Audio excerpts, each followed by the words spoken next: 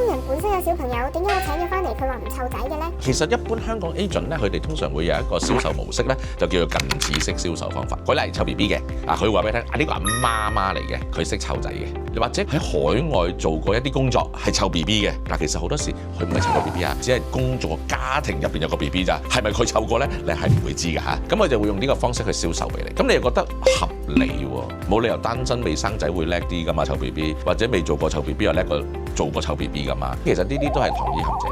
媽咪冇等於中意湊仔，有海外工作經驗入邊有 B B， 可能係佢湊過或者唔係佢湊，湊完佢都唔等於佢中意湊。我哋成日講緊意向同能力啊嘛，有意向冇能力唔得，因為做唔到；有能力但係冇意向，做唔好。咁其實你真正需要係乜嘢？有意向同有能力啊嘛。